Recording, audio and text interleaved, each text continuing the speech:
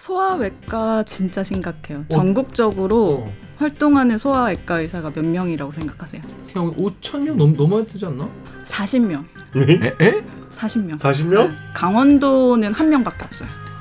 강원도에 1명? 소아외과가 진짜 심각해요. 그럼 아이들 수술을 급히 해야 돼. 뭐 삼켰다. 예를 들면 내가 강원도 살아. 우리 애기 지금 당장 수술해야 되는 상황이야. 뭐 예를 들면 장천공이 생겨, 장에 구멍이 났다. 그죠. 빨리 해야 되는데 하필 우리 강원도에 있는 한 분뿐인 그 소아외과 의사님이 아프셔서 지금 코로나. 뭐 코로나에 걸렸어. 도저히 그러면은 나는 서울로 이제 제한 속도로 달려야 되는 거지 한밤중에. 너무 끔찍하다. 그렇죠. 그럼 그분은 휴가도 맘 편하게 못 가겠네. 그분은 한 명이. 365일 이제 온콜이시라고 하시잖아요. 댓글 읽어주는 기레기.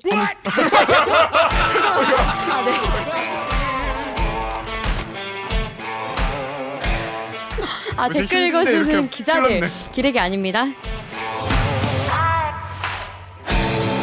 지금 여러분은 본격 KBS 소통방송 댓글 읽어주는 기자들을 듣고 계십니다.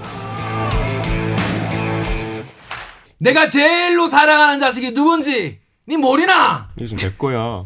대들기다. 왜 내 거 해? 해보세요. 내한테 없는 기 니한테 있어야 그기 거래다. 그게 더 좋잖아. 그래서 해봐 인사를. 동포청년. 대들기를 가지고 동포청년. 대들기를 가지고 동포청년은 알았어? 대들기 구독자가 100만이 될 줄? 100만이 알았던 아니. 거야? 미래에서 왔어? 미래에는 100만이 돼 있다는. 약간 우리 이상한 사람 보고 있어. 도준이 형! 드라마 추천해주더니 뭐 시콘도 가더니 주말에 보고 갑자기 그냥 푹 빠져갖고. 요즘에 빠져 있습니다. 재벌집 막내 아들이라는 항아리에 너무 빠져 있다가 밥 먹으러 이렇게 나왔다가 뉴스 기사만 보면 그냥 뭐 제목만 이게 그런 내용이구나. 요즘에 뭐 어렵구나. 하지만 대리기를 보고 보면 이게 그런 내용이었구나. 알고 보면 더 빡치는, 알고 보면 더 많이 보이는 암안보 코너 되겠습니다. 자, 여러분 요즘에 소아과 의사가 부족하다. 큰일 났네요. 아이들도 없는데 네. 소아과 의사는 더 없다.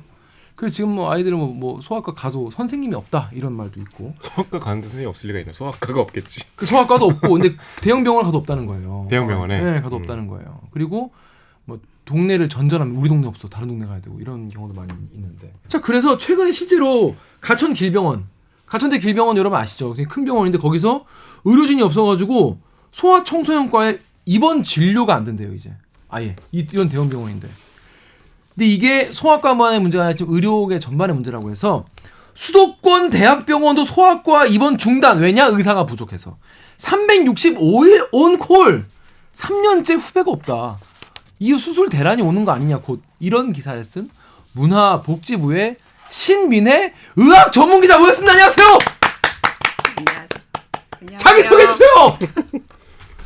네, 안녕하세요. 저 KBS 의학 전문 기자 신민혜라고 합니다. 의학 전문 기자면 기자입니까? 의사입니까?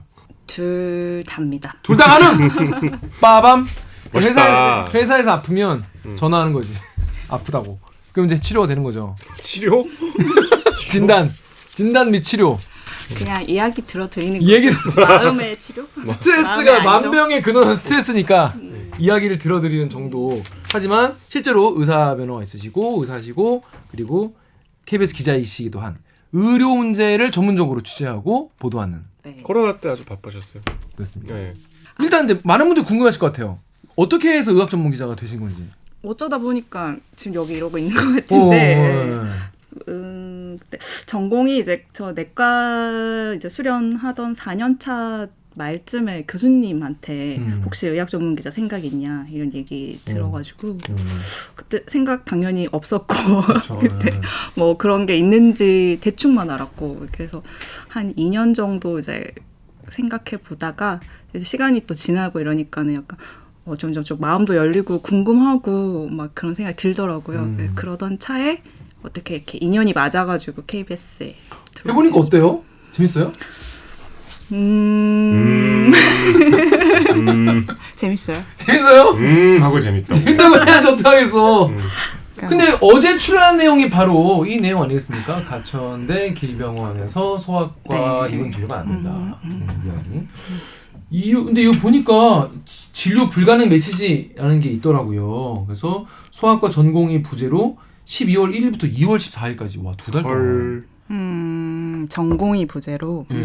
그래서 어려울 수 있어. 이송시 응급실에 꼭 사정 문의를 꼭 해달라. 왜냐면 응급으로 애들이 실려왔는데 선생 없네라고 하면 그 헛걸음하신 거니까. 아마 12월부터 2월까지 없다는 얘기는 지금 있었던 유일한 전공인데 아마 4년 차겠죠. 그 사람이 이제 시험 보러 전문의 시험 보러 들어가면 가서 이제 아무도 없으니까 요 3월 달에 새로운 전공이 들어올 요 2달간 이제 없는 공백 상태겠네요. 그렇구나. 역시 해석이 되네요. 아는 사람이 보면은 요거만 봐도 여기 지금 전공이 빠졌다는 거구나. 그럴 것 같아요. 그러네. 이런 내용 말하면 되는 거예요. 그래요? 이거 하면 최고. 헝거투에서 전화. 그러니까 신 기자는 내과 의사인 거죠? 저 내과 전문의입니다. 자, 보배님 댓글 읽으시죠. 보배드림 댓글에 우량주님이야. 젊은 부부들도 많이 살고 천당 밑에 분당이라고 하는 그 도준이가 어릴 때 그러니까 5만 평. 빠지셨어. 5만 평. 요지에 위치한 분당 차병원도 소아과 전공의가 없어서 소아 응급 환자 못 받는다 선언. 이제 애기 덜 급하게 응급실 갈 일 생기면 무조건 서울 빅5 병원으로 가야 할 날이 멀지 않겠네. 네, 덕후의 익명으로요. 지방은 이미 몇 년부터 야간에 소아 환자를 못 봐서 타 도시로 원정 진료를 다니셨다고. 근데 서울은 그나마 여건이 낫다고 하는데 여기도 진료 불가능하니까 충격을 받았다라고 하는데 실제로 지금 소아의 숫자 자체가 좀 줄어들고 있는 상황인가요? 어떤가요? 그렇습니다. 소아과 진짜 이번에 이제 전공이 그러니까 수련하는 사람들을 전공이라고 하잖아요. 레지던트. 그죠, 이제 그 사람들 시험 합격하면 전문의가 되는 건데, 근데 이제 내년도 이 전문의가 될 전공의 그 지원율 발표가 얼마 전에 이제 다 났는데 소아 청소년과가 진짜 제일 심각했어요. 16%. 그러니까 이 정도면 100%에 16%면 완전. 정원에 16%만 지원을 했다고요? 네네. 정원이라는 게 그러니까 지금 필요한 그 숫자가 그 100으로 치면이라는 거죠? 그렇죠. 소아 청소년과 전국적으로 한 200여 명 정도 필요한데 지금 아마 32명 지원했나요? 이번에 33명, 33명. 두세 명 그렇게 지원했고 병원으로 치면은 전국적으로 이제 소아 청소년 수련 병원이 한 66개. 근데 그 중에 지금 전공의가 단 한 명도 지원을 안 한 병원이 55개로 알고 있어요. 대부분이라고 봐야겠네요. 그렇죠. 엄청 많네. 10곳 중 8곳. 아니 이게 올해만 갑자기 확 줄어든 거 아니면 점차적으로 그런 추세였어요? 필수 의료 얘기를 해야 되는데 이제 필수 의료가 이제 쉽게 말하면 생명을 다루는 그런 의료 행위나 그런 수술 같은 걸 필수 의료라고 하는데 사실 뭐 의료라는 게 필수적이지 않은 게 없잖아요. 뭐 우리 감기 걸려도 우리는 필수적인 거고. 그렇죠. 그런데 이제 일단은 치료가 조금 시급하고 중대하고 이런 걸로 먼저 지금 얘기를 하고 있는데 이런 필수 의료 진료과로 보면 내과, 외과, 산부인과, 소아과, 그러니까 내외산소라고 하거든요. 요게 이제 필수 의료 진료과라고 생각하시면 쉽고 여기에 이제 흉부외과, 신경외과 요렇게가 필수 의료인데 내외산소. 네, 내외산소, 흉부외과, 신경외과.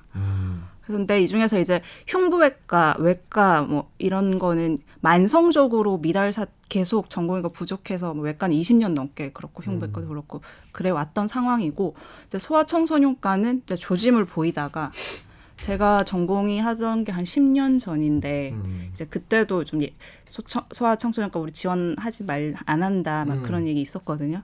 그러다가 계속 상황이 이제 안 좋아지다가 이번에 완전 모든 과 중에 최하를 찍은 거죠. 소아청소년과가. 근데 소아과가 16%밖에 안 되면 다른 데는 미어 터진다는 거잖아요. 그렇죠. 그런 일부 과가 있죠. 어디가 인기가 좀 많나요? 이제 요즘에 피안성 정제형이라고 해서 피부과, 맞습니다. 안과, 성형외과, 피안성, 피안성 성형외과, 정형외과, 재활의학과, 영상의학과. 영상의학과는 뭐예요? 방사능 찍는 건가? 저희 엑스레이 찍고 CT 찍고 MRI 찍으면은 그거를 판독해주는 그런 전문가? 전문가는 왜 인기가 많은 거예요? 그런 데는? 일단 쉽게 말해서 돈이 되고. 돈이 되고. 정형외과도요? 정형외과 남자들의 로망이죠. 그래요? 진짜요? 왜? 남자 의사들의. 다 개인적인 이유가 있겠지만 제가 생각했을 때는 뭐 돈을 떠나서 이 어떻게 보면 물리 과학 같은 거잖아요. 이게 정형외과 그렇죠. 뼈를 다루고 뭐 이런 게 남자들은 그런 거 좀 좋아하는 성향이 있지 않나요? 그죠? 공대 좋아하고 이런 개념으로. 그래서 왜 그 슬기로운 생활에서도 안 올려는 애 전공의로 흉부외과를 꼬실 때 애기 심장 이렇게 막 이렇게 쥐어보게 하고 이게 내가 여기 와야 되는 사명이다 막 이러면서 이제 꼬셔가지고 바로 이제 자기 전공으로 불러들인 그런 에피소드가 있을 정도로. 그러니까 그런 드라마가 나온다는 자체가 이제 그런 걸로 유인책인 거예요. 그런 드라마를 만들고 이런 것도 아마 학회 차원에서 이제 막 같이 해서 그런 게 있을걸요. 홍보 차원으로. 홍보 차원으로. 근데 이제 방금 말씀 재활의학과, CT, 정형 보니까 그냥 왠지 제 생각인데 노인 인구가 늘어나서 그쪽 시장이 커져서는 아닐까 이런 생각도 드는데요. 필수 의료과는 국민들이 무조건 그 진료나 수술을 안 받으면 생명이 위태로울 수 있잖아요. 그렇죠. 그래서 나라에서 건강보험으로 다 지정을 해서 이렇게 보험 적용을 해주는데 그렇죠. 이제 그 외의 과들 꼭 안 해도 뭐 죽고 사는데 문제 없는 그런 것들은 이제 비급여가 많아요. 그런 과들은. 그러니까 돈이 되는 시장 가격이 형성이 돼서 그 안에서 이제 움직이는 거니까 돈이 되니까 이제 인기가 있고 그리고 그런 과들이 생명을 다루는 질환 대표적으로 뭐 심근경색, 뇌출혈, 뇌경색 뭐 이런 거 언제 터질지 모르잖아요. 그렇죠. 자다가 터질지 뭐 어떨지. 24시간 대기하고 언제든 불려 나갈 수 있는 과니까 얼마나 힘들다는 거잖아요. 근데 이제 그 외의 과들은 응급이 없으니까 그쵸. 응급이 없는. 상대적으로 의사도 편할 수밖에 없는 거예요. 그러네. 생각해보니까 응급 콜 대기도 없어. 근데 돈도 많이 벌어. 그리고 뭐 덜 힘들다고 할 수 있겠죠. 이런 저런 면에서. 그렇죠. 그리고 뭐 같이 당직을 선다고 쳐도 저는 이제 내과 당직을 서면 막 뭐 평온한 날도 밤들도 있지만 막 어떤 밤은 이제 죽어가는 환자가 있으면 심폐소생술 아시죠? 그렇죠. 이 CPR 하는 거. 이런 게 이제 심정지가 하룻밤에도 대여섯 번씩 오면 코드블루 막 들어보셨죠? 맞아요. 병원에서 심정지 난 환자들. 그러면 그렇게 달려간단 말이에요. 자다가 깨서. 그래서 막 CPR 한 30분씩 열심히 해요. 그래서 다시 또 맥이 돌아오면 이제 들어가서 자다가 또 한 몇 분 있으면 또 코드블루 터지면 또 이제 가고 같은 환자를 하룻밤에 대여섯 번 해본 적도 있고. 근데 뭐 어떤 과를 제가 딱 얘기하는 거 조금 뭐 그렇지만 만약 피부과 같은 레지던트가 그날 밤 같이 자고 있어요. 그럼 너무 평온하게 그냥 계속 자는 거지. 그러니까 성격상 과에 그 하룻밤의 질이 다른 거예요. 그렇구나. 다르겠구나 아무래도. 그러니까 우리 야근할 때 국제부 야근을 하고 싶어 하잖아. 사회부 그렇죠. 야근보다. 사회부 야근보다는 국제부 야근을 하고 싶은 그런 마음인 거네요. 무슨 말인지 알겠네요. 근데 진짜 보면은 진지하게 누가 소아과를 가냐 단점밖에 없다 이런 분도 계시고 KBS 유튜브에 또 출산율 얘기도 하세요. 출산율 0.8%에서 소아과가 살아남는 것 자체가 말이 안 된다 이런 얘기도 있는데 일단 애들이 없다. 실제로 그 소아 환자 수가 줄어든 것도 영향이 있나요? 굉장한 영향을 미치고 그래요? 있죠. 그렇죠. 지금 보니까 작년에 1인당 출산율이 0.81이었나요? 그죠? 세계 최하위 수준. 그러면 일단 소아과 같은 경우에는 많이 봐야지만이 대량 진료를 통해서 박리담회라도 해야 되는 건가요? 그렇죠. 많이 환자가 많아야 그래도 그나마 유지가 되는. 일단 그 애들이 주니까 당연히 진료량이 주는데 그럼 지금까지는 그거를 진료를 많이 하는 대량 진료로 메꿔 왔는데 지금 이제 코로나가 터졌잖아요. 그래서 진료량이 한 40% 정도 감소를 했다고. 소아과를 안 와요? 모든 과의 모든 진료가 약간 다 떨어졌죠. 코로나 시대에는 병원 좀 덜 가게 되고 그러면서 전체적으로 다 떨어졌어요. 맞아. 네, 소아과는 특히 감기나 뭐 그런 진료를 많이 보면서 이제 이렇게 보전해 왔던 과인데 그래서 근데 한 40% 떨어지고 막 이런 상황이 돼버리니까 못 견디고 다 폐업을 해버리고. 근데 아까 얘기 들은 바 아까 말씀 들었는데 신 기자님이 옛날에 전공의 수련할 때 그때도 소아과 가기 싫다 이런 얘기가 돌았다고 했잖아요. 그때는 지금이랑 같은 이유였어요? 그때는 대충 왜 그런 이제 안 간다는? 이런 조짐이 이제 출산율 떨어지고 이런 조짐이 이제 시작이 돼서 계속 왔던 거죠. 그러면 업계에서는 10년 전부터 그런 분위기는 좀 감지를 하고 있었나 보네요. 그럼요. 아까 잠깐 얘기했듯이 외과는 지금 전공이 미달난 게 20년이 넘었고요. 그래서 유인책으로 원래 수련 4년이었던 거를 3년으로 줄였어요. 내과도 그렇고. 19년도에 줄였는데 그래도 반등 효과를 못 봐가지고 이번에 아마 77%인가 77%. 네, 미달 났고 제가 이번에 이제 취재 나갔던 병원에서 그 전공이 이제 아까 3년을 줄였으니까 3년 차가 최고참이잖아요. 그쵸.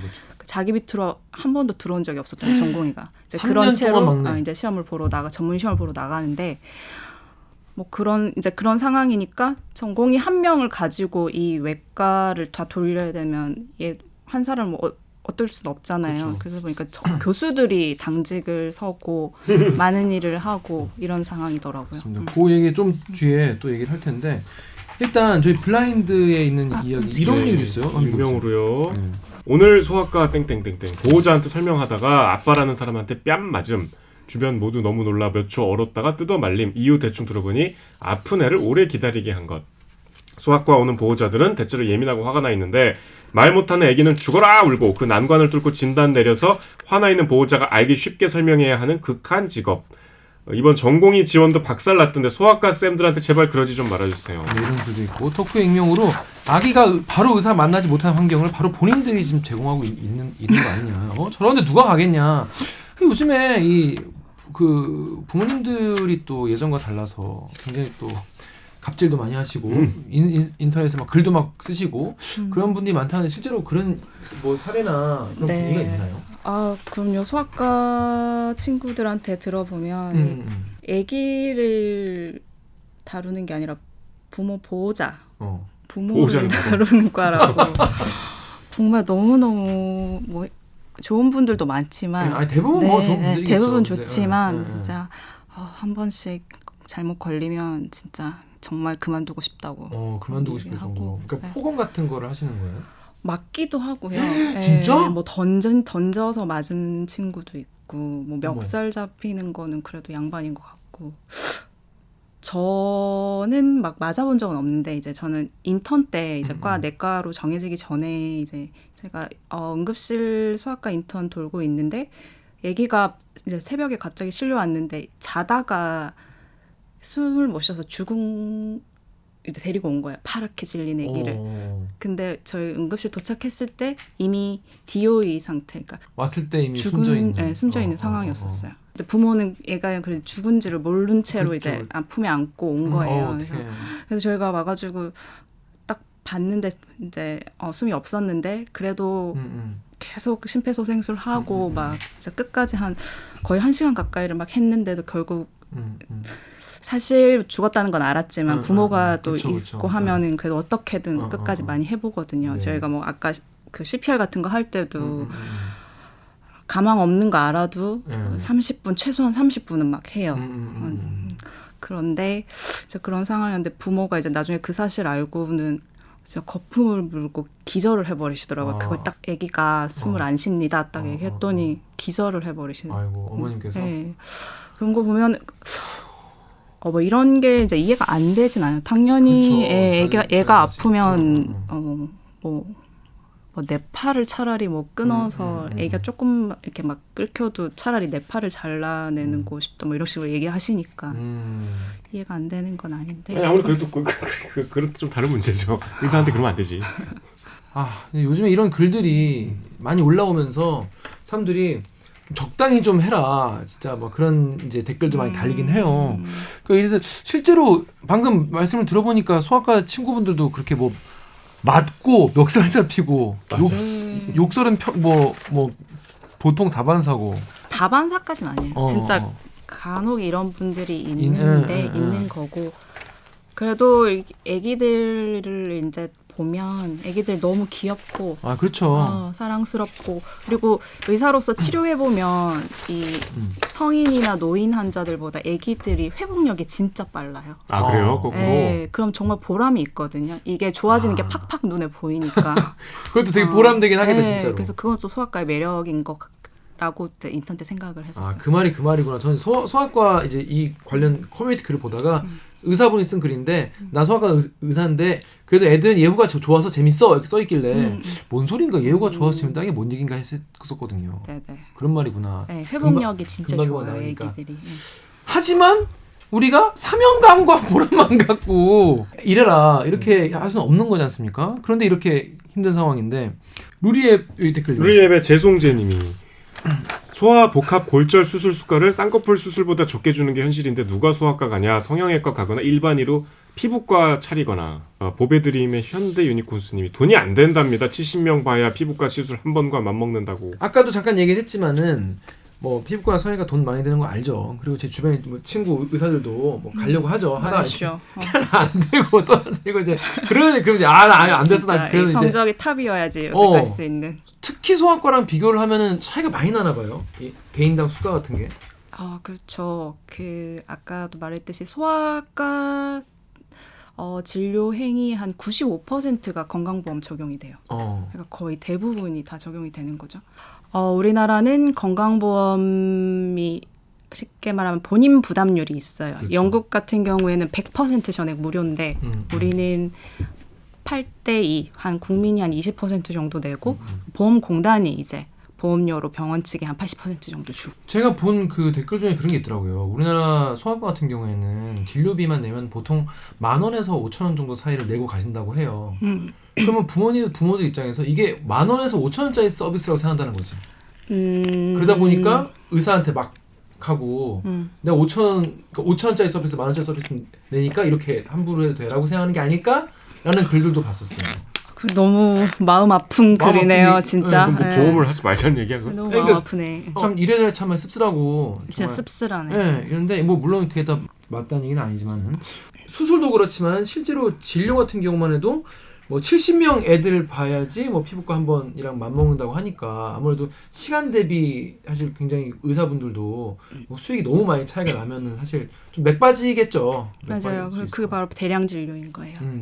근데 예전에 그래서 아이들을 많이 치료해주고 애들이 또 막 많이 몰릴 때 이제 해가지고 그래도 유지를 하셨는데 뭐 코로나 이후에 애들이 이제 감기도 잘 안 걸리고 마스크 다 쓰고 다니고 공중 청결도 좋아. 이건 좋은 거긴 하지만 의사분들 입장에서 환자분들 주어드릴 거니까 또 수익에는 또 이게 오히려 반대니까. 맞아요. 그래서 그 최근에 제가 들은 얘기가 그 실제로 이제 10년 전이랑 비교해서 모든 과의 의원급, 그러니까 요양급여, 이게 이제 요양급여라는 거는 의료수가의 법정 용어니까 같은 말이라고 생각하시면 되는데 그게 감소한 과가 소아청소년과가 유일하다고. 그럼 10년 전이랑 비교했을 때. 수가가 줄었다는 건 무슨 의미인 거예요? 건강보험에서 소아청과에 주는 총 진료비가 줄었다는 거. 왜 그걸 그만큼 줄이죠? 돈을 덜 아니, 그 진료를 한 거지. 거에 대한 돈을 줘야 되잖아요. 건강보험 청구를 병원에서 할 거 아니에요. 건보공단에. 야, 그러면 의사분들도 거의 수익은 거의 뭐 빠꼼이겠네요. 그래서 지금 이제 건보 그 공단이랑 심평원이랑 의사들이 이제 그런 것 때문에 막 서로 싸우고 그러는 경우도 많고 그렇잖아요. 그렇구나. 이게 실제로 예를 환자 수가 들면은 뭐 이제 어떤 환자 치료를 하는데 A의 방법이 있고 B 방법이 있어. 네. 근데 이제 B 방법이 조금 새로 나온 신식 그런 치료인데 의사 입장에서는 이거를 이 사람한테 해주면 이 사람이 더 좋아질 내가 의사로서 이렇게 해주고 싶어서 정말 그렇게 치료를 위해서 해줬는데 건보공단에서 보기에는 이거 약간 더 비싼 거 너 수익 내려고 이거 아니냐. 과잉 진료한 거 아니야? 이렇게 되면 이제 그런 걸로 싸우고. 의사분 입장에서 좀 자존심 상하겠네요. 아니 네가 그렇죠. 뭘 그 안다고. 대부분의 진짜 제 주위에도 그렇고 대부분 다 좋은데 또 근데 의사 중에는 또 또 악용- 나쁜 사람이 있긴 그러니까, 하잖아요. 백내장 수술. 네, 진짜 돈에 눈먼 의사도 있고. 있죠. 일부 그런 분들 때문에 맞아요. 그 이미지가 또 이렇게 되고 또 언론은 또 잘하는 것보다는 잘못한 거를 많이 보도하지 않습니까? 그렇죠. 저희가 하는 일입니다. 아무튼 그래서 그런 일을 하다 보니까 이 건보료에 대해서 국민분들이 이거 뭐 퐁퐁 막 나가는 거 아니냐 걱정하는 분도 많이 계시고 아무튼 이래저래 해서 지금 성악가는 지금 돈도 안 되고 환자도 없고 안 그래도 없는데 환자 그 대상 자체가 줄어들고 있는 요즘에 그래서 PC방도 점점 없어지는 추세라고 합니다. 왜냐? 중딩 고딩이 없어. 예전보다. PC방이 11% 문을 닫았어요. 지금. 몇 달 전에 토익을 봤는데 왜요? 제가 졸업한 중학교에 가서 봤어요. 오. 교실이 뭐 다 사이즈는 똑같잖아. 그지. 그러니까 너무 이제 나는 설레는 마음으로 나 옛날에 네. 반. 갔는데 나 학교 다닐 때는 1, 2, 3, 4분단이 있었는데 지금 딱 1, 2분단밖에 없어. 진짜? 그 같은 정도, 교실. 절반이네? 그리고 앞뒤로 거의 반 이상 줄었어. 그러니까 뭐 이게 지금 같은 사이즈의 교실인데 학생 수가 그만큼 확 줄었어요. 세계 최하위라는 게 맞네. 그러니까 수업 환경은 더 좋아. 가득 그냥 바글바글 모이던 교실에서 아, 이렇게 여러분 좀- 많이 보셨겠지만 우리나라 인구 그래프 여기 지금 보시면 아시겠지만은 이렇게 있다가 여기 이렇게 줄어요. 이렇게 줄어요. 아무튼 우리는 이렇게 해서 이렇게 가고 있다.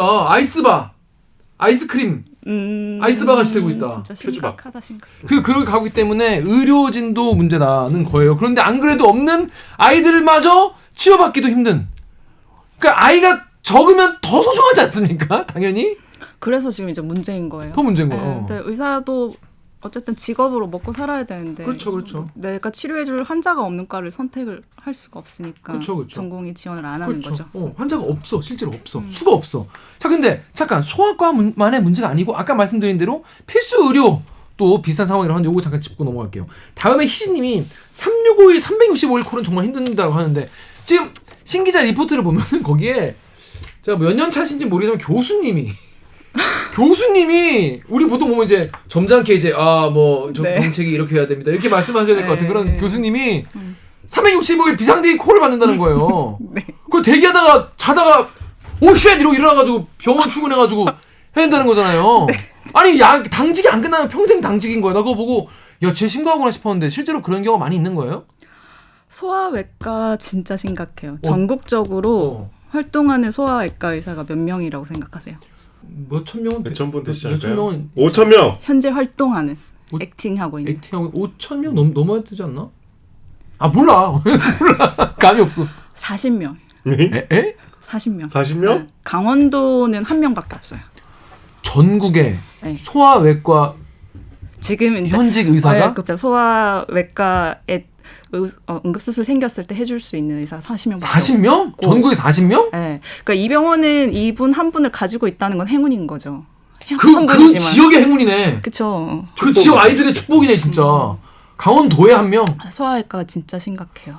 소아외과는 어린이들 수술하는 의사예요? 네, 그러니까 소속은 외과, 소아청소년과는 좀 내랑은 다른. 그러니까 외과 소아과- 소속인데 아기들 수술. 그럼 이제 소아과가 있고 소아외과가 따로 있는 거예요? 외과 안에 이제 외과 안에 소아외과가 소아외과가 있는 있고 거죠. 소아과는 별도로. 따로 있고. 그렇죠. 그럼 아이들 수술을 급히 해야 되는데 예를 뭐 삼켰다.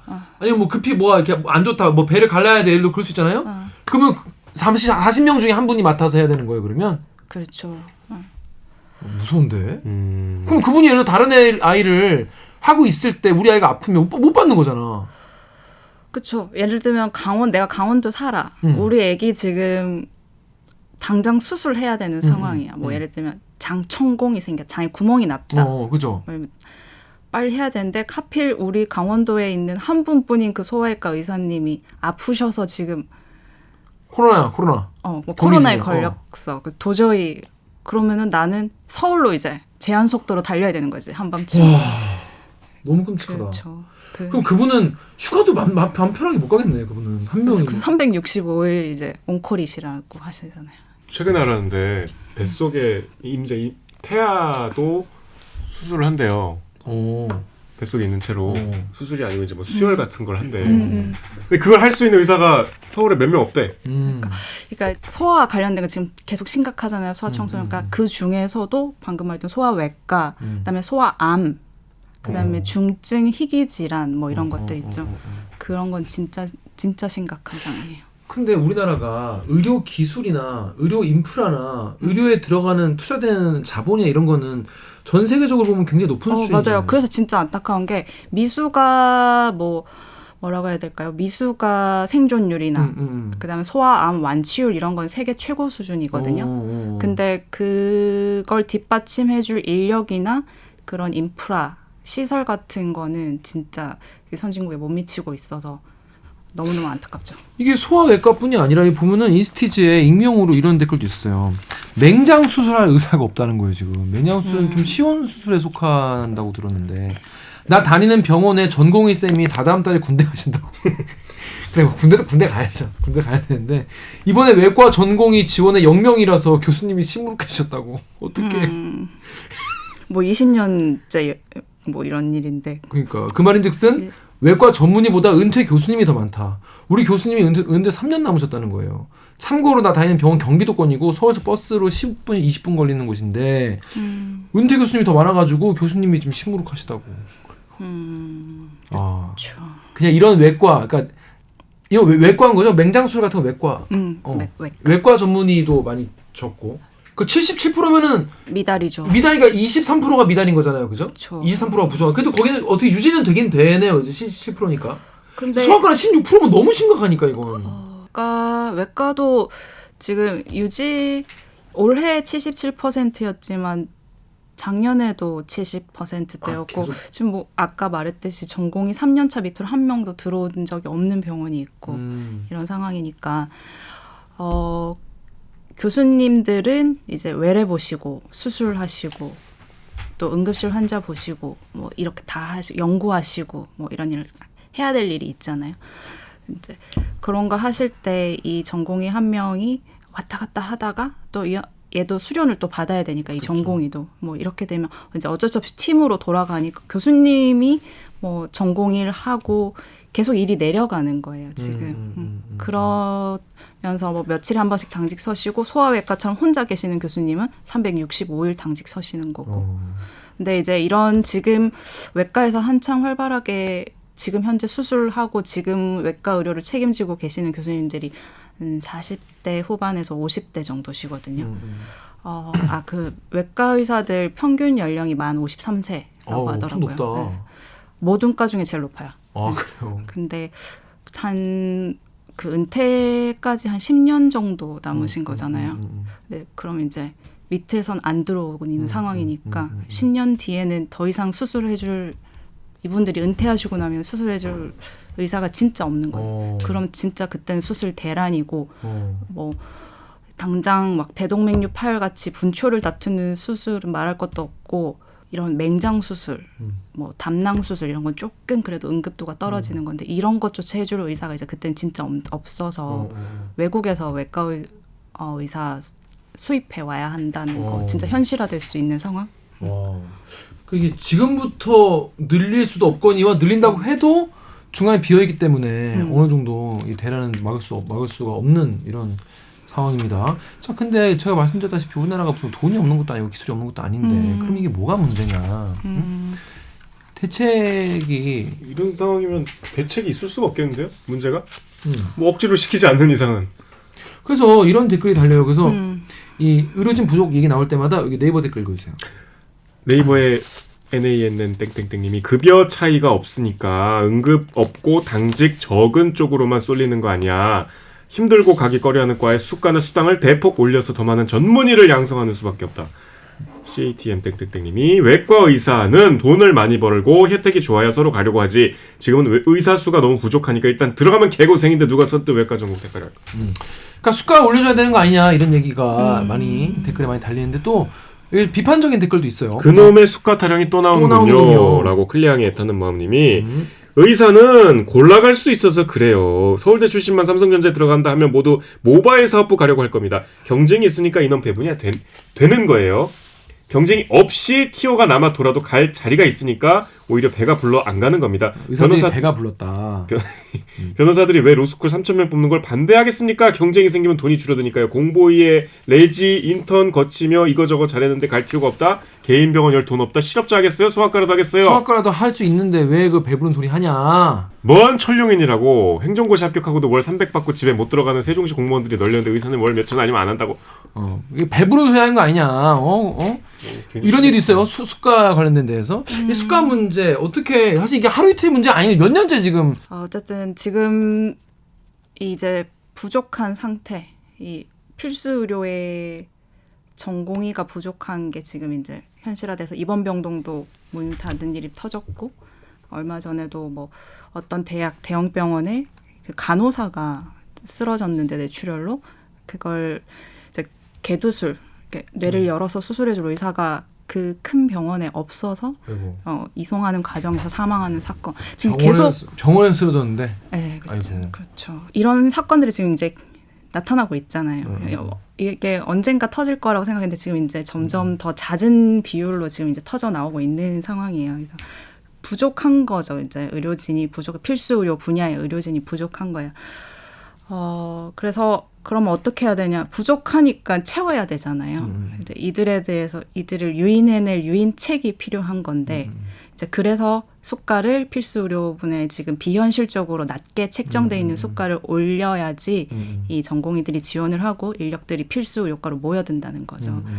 수가 올려주면 되는 거 아니냐고 해서 사실 수가를 뭔 돈으로 주겠어요. 우리도 의료보험료로 주는 거 아니겠습니까? 맞아요. 그러면 아니 이게 그러니까 의사들이 얼마나 힘든지 모르겠는데 나보다 힘드냐 이런 분들이 계시니까 네네. 그런 분들은 이제 배부른 소리 한다 이렇게 생각하실 수도 있는데 실제로 우리 어떤 건강 또 내 아이의 건강에까지 직접적으로 피해가 네. 올 상황이 돼버리니까 이게 그냥 뭐 의사들 돈 더 벌자 이래 그런 정도의 수준의 논의는 아닌 것 같아요. 제가 봤을 때는.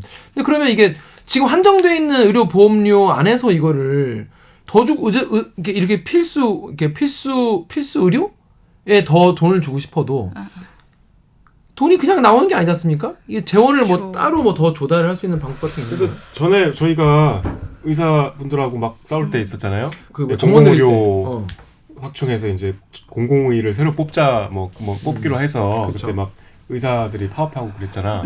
그때 이제 의사들이 제일 많이 했던 얘기가 수가 현실화였어요. 그렇게 새로 의사를 뽑지 말고 수가를 현실화하면 자연스럽게 글로 갈 것이다 라는 주장이 제일 많았거든요. 네.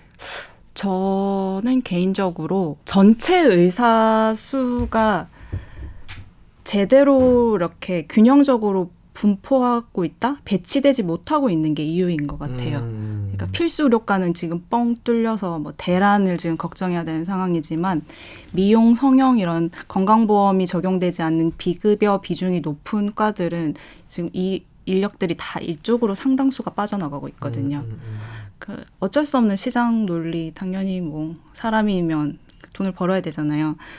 그런 상황이기 때문에 이 실제로 그래서 본인의 전문 과목, 저 같으면 내과 전문인데 내과 환자를 안 보고 뭐 피부과에서 점을 빼고 있다거나 뭐 이런 식으로 보톡스를 놓고 그래도 있다거나 그럼요, 할 수 있죠. 그래서 피부과도 전문의가 아닌 사람이 하는 피부과는 그렇죠. 간판이 달라요. 그건 몰랐어? 그래서 피부과 전문의 앞에 써 있는 게 이제 그 피부과 전문의들이 하시는 거고. 네, 전문이면 이제 본인이 전문인 거 당연히 내세워야겠죠. 그래서 요새 여성분들은 피부과 갈 때 반드시 검색해봐요. 저게 전문인가 아닌가를. 맞아요.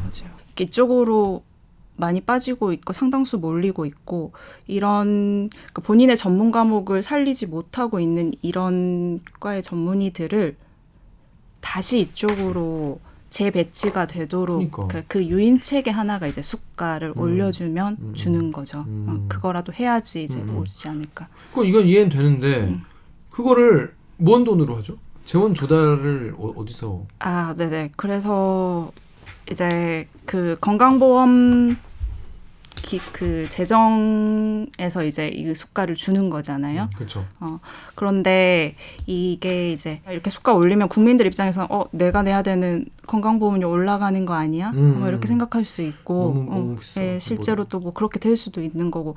그래서 이제 국민 입장에서는 부담을 좀 최소화하려면 이 기존의 이 건강보험 재정에서의 적용 비율을 좀 조정하는 그런 방법이 있어요. 그러니까 필수의료 분야에서는 분배 비율을 조금 올려주고 뭐 감기같이 단순 경증 질환에 대해서 적용 비율은 좀 낮추고 이렇게 파이를 좀 조정을 하는 건데. 그 안에서. 예. 근데 이게 생각보다 쉬운 일이 당연히 아니겠죠. 각 과별로 입장이 첨예하게 그렇죠. 대립하고 또 일부에서 들린 얘기로는 또 이간질을 또 시키기도 한다고 하고 과별로 맞아 이게 너무 어려운 일이고 그렇겠죠. 그래서 이제 또 다른 방법은 뭐 국고 지원이나 아니면 외부 기금 같은 걸 활용하는 방법을 하는 게 어떠냐는 의견도 있거든요. 뭐 예를 들면 예전에 이제 그 응급의료센터 만들 때 교통범칙금에서 왜냐면 이제 교통 많이 오니까 잘 안 지켜서 사고 나서 응급의료센터 가는 거니까 여기 그런 식으로 이제 우리가 내는 범칙금을 거기 쓰자. 거기에 걸 이제 끌어다가 이 응급의료센터를 만들고 하는데 썼거든요. 그리고 그렇듯이 이번에는 이제 뭐 술이나 담배 같이 좀 우리 건강을 해치는 분야의 기금을 가져다가 담배 인상공사 담배값 올리고 그거를 폐암 고치는 데 쓰고 그런 거죠. 그런 식으로 해서 이제 필수의료 이 수가 조정에 조금 쓰는 게 어떠냐 이런 의견이 있어요. 근데 이게 좀 더 맞는 방향이 아니냐라는 얘기를 하시는 분들이 그러니까 어쨌든 많아요. 돈을 좀 더 올려줘야 문제가 해결될 거란 시선이네요. 진단이. 네, 근데 이것만 하면 되는 건 또 아닌 그렇겠죠. 거죠. 네, 이게 제가 봤을 때 시작인 거죠. 현실적으로 가장 먼저 할 수 있는 급여를 올린다거나 수가를 올린다거나 이제 시작인 거죠, 이게. 지금 이제 대리기를 보고 계신 시청자분들도 그렇겠지만 많은 국민분들이 일단 의사는 돈 많이 번다 이렇게 생각을 하고 계세요. 그래서 돈 많이 벌고 있는데 우리가 의료보험 또 올려가지고 또 더 뜯어가냐 이렇게 생각하실 수도 있는데 사실 그게 간단한 문제는 아닌 것 같아요. 지금 듣고 보니까 돈 많이 버는 몇 천씩 한 달에 벌고 뭐 그런 분들 생각하죠. 로컬이라고 하죠. 그 종합병원가 그 상급 종합병원 말고 이제 우리가 개인 병원에 가는 그 로컬에서 그런 의사들이 있어요. 있고 개인적으로 성공하신 분들 엄청난 부를 축적하는 의사들이 있지만 지금 필수 의료과의 인력 부족은 우린 전공의 얘기를 하고 있는 거고 그들은 이제 대학 졸업해서 한 달에 월급 한 몇백 정도 정확히 얘기하기는 좀 그렇지만 그렇게 받아서 아직 돈을 벌어본 적이 없는 친구들인데 이제 이 친구들이 너무 본인들이 하는 그 고생에 비해 가지고 그러니까 필수료가 어렵죠. 힘들죠. 막 업무 매일 당직 서야 되죠. 이런데 본인들한테 돌아오는 보상은 별로 없죠. 막 이렇고 이과를 자기가 이제 앞으로 해나갔을 때 선배 의사들을 보면 자기 미래가 진짜 암담할 거 아니에요. 다 개원 여기에 있다가 나가면 개원에서 망하는 거 보고 막 이런 상황에서 아니면 나는 365일 평생 콜을 받아야 되는구나. 그쵸. 그런 상황. 너무 싫을 것 같은데? 그래서 이렇게 이탈하는 인력에 대해서 이 종합병원 이런 데에 대한 수가 보전을 얘기를 하고 있는 거죠. 자, 이게 참 이 이슈 같은 경우에 그래서 뭐 의사 수를 늘리면 되는 거 아니냐. 지역은 또 아까 말씀드렸다시피 뭐 강원도는 한 명이라고 하니까 정말 이 언밸런스가 너무 심한 것 같은데 그럼 더 뽑자. 더 뽑는 건 안 된다. 뭐 더 뽑는 건 왜 안 되는 거죠? 의사분들의 의견은 뭐죠? 의사 수를 늘려야 되는 거 아니냐는 이야기도 나오고 있고 그래서 실제로 계속 이거에 대해서도 이제 계속 서로 논쟁과 논의가 오가다가 일단은 지난 2020년 9월 4일 의정합의 그래서 코로나19가 안정화된 이후에 이제 더 얘기해보자 이렇게 지금 딱 중단이 된 상황인데 일단 결론적으로 제 생각에는 저는 기존에 지금 빠져나가서 이런 인원을 효율적으로 재배치하는 게 우선이라고 생각을 하고 있고 뭐 이런 수가나 진료 체계가 개선되지 않은 상태에서 계속 늘리기만 하면 밑빠진 독에 물 붓기라고 생각하거든요. 또 그 인원이 또 피부과 성형외과. 근데 배치를 어떻게 해요? 본인들이 선택하는 건데. 그래서 이제 수가를 조정해주고 그런 요인들을 만들어주고 인센티브를 배치라는 게 그런 의미인 거죠. 입원 전담 전문의 제도라는 게 또 있거든요. 그게 뭐예요? 호스피탈리스트라고 하는 건데 이제 3년간 또는 4년간의 수련이 끝나고 이제 전공에서 전문의로 이제 신분이 바뀌게 되면 이 전문의 인력을 고용을 하는 거예요. 병원에서 종합병원이나 상급 종합병원에서 그렇게 되면 이 전문의들은 생기게 됨으로써 교수들은 본인들의 업무 부담이 줄고 전공의들은 이 사이에 전문의 선생님이 와주심으로써 본인들의 원래 해야 되는 수련 역할에 집중할 수 있고 그래서 이 전문의 같은 경우에도 본인들의 전문 과목을 살려서 그대로 내가 내과 의사로서 외과 의사로서 보고 싶은 환자를 볼 수 있는 거잖아요. 그런데 이제 병원 측에서는 아무래도 이 전공의가 이 일을 하는 것보다는 전문의를 당연하죠. 쓰면 인건비가 올라가잖아요. 그렇죠. 그러니까 인건비가 병원 측에서는 이제 그런 것 때문에 조금 적극적이지 않아 하는 아직은 그런 뉘앙스고 이게 16년도에 시범 사업이 시작이 돼서 21년도인가 그때 이제 본 사업으로 1월에 전환이 됐거든요. 입원 전담 전문의 제도라고 해가지고 그런 상황이고 그러면 이제 병원 측에서는 인건비도 수가에 들어가는 거죠. 들어가는 거거든요. 그러니까 이제 그럼 수가 인상을 요구를 할 거고 그러면은 정부 측에서도 수가 인상 되게 되면 건보 재정 또 늘려야 되니까 또 정부 측에서도 조금 적극적이지 않아 할 수 있는 거고 뭐 이런 상황이 있지만 그래도 이 입원 전담 전문의 제도가 굉장히 좋은 점이 많고 이 상황에서 또 다른 수가 인상, 의사수 정원 외에 또 다른 하나의 방법이 될 수가 있는 상황이에요. 그리고 환자 입장에서도 아무래도 전공의 선생님한테 내가 치료받는 것보다는 전문의 선생님한테 치료받으면는 마음의 안정이 치료의 질도 올라가고 안정뿐만 아니라 실제로 실제로 질이 실력이 올라가는 있으니까. 거죠. 치료의 질이 올라가는 거고. 그러니까 이런 식으로 좀 이런 게 필요한데 네, 이제 아까 다시 돌아와서 의사수 정원 실제로 뭐 공공의대 설립 같은 경우에는 이게 진짜 말하기가 되게 너무 첨예한데 그렇죠. 예, 뭐 관동의대나 서남의대 사례에서 봤듯이 제대로 된 준비 없이 그냥 딱 해버리면 뭐 교수진이나 수련 환경이 되게 열악할 수밖에 없죠. 그런 상황 사실 의사 한 명을 키워내는 게 키워낸다는 거는 그냥 말처럼 쉬운 일이 그렇죠. 아니거든요. 네. 그 들어가는 시간이 일단 맞아요. 최소 10년에 그 비용과 사회적 비용과 막 뭐 되게 복합적인 문제인데 그런 서남의대, 관동의대 그렇게 잘못되는 사례도 있었고 일본이나 대만에서도 그 공공의대나 국립의대 같은 걸 이제 했을 때 결국 다 실패로 돌아갔어요. 네. 일본 같은 경우에도 일단 의사들 사이에서 그 공공의대 의사들을 보는 시선이 조금 그럴 수 있지. 그렇게 조금 낮게 보는 게 있었고 그래서 그거에 대한 대안으로 뭐 지역 정원제 같은 걸 했는데 그것도 미달이 낮고 대만 같은 경우에도 또 실패로 돌아갔고 뭐 그런 사례들에서 이게 섣불리 어떤 그냥 무턱대고 딱 의대를 짓고 뭐 이런 거보다는 기존에 가진 인력으로 좀 더 효율적으로 재배치되도록 해보고 아니면 기존에 가진 의대에서 정원을 조금 늘리는 식으로 해서 의사수를 늘린다거나 이렇게 하는 게 좋지 않겠냐 하는 의료계 의견은 있는 상황이고요. 그 전에 일단 이런 진짜 이렇게 필수 의료 인력 부족의 근본 원인이 진짜 뭔지를 파악하기 위한 그런 실태 조사나 뭐 정말 심도 있는 연구 같은 게 아직 우리나라에서는 한 번도 제대로 진행된 그래요? 적이 없거든요. 근데 신 기자 얘기 들으면 이유는 뭔지 알 것 같아요. 의료보험 뭐 너무 수가 올리는 거 너무 뭐 싫다라고 생각할 수도 있고 지금 의사들 너무 돈 많이 벌어 뭐 아니면 뭐 이게 그냥 우리가 이렇게 그냥 생각으로만 생각하고 있었던 거에 사실은 나중에 우리 애가 지금 술 못 받는 그런 상황으로까지 나비 효과로 이어지는 경험을 하신 분들 지금 많이 계실 거예요. 왜냐면 저희 지금 대리기 보신 분들 주로 이제 자녀분들을 이제 키우신 분들 많이 계시기 때문에 이게 내 삶으로 지금 딱 다가오셔서 큰일 나셨던 분도 지금 보신 분 중에 계실 겁니다.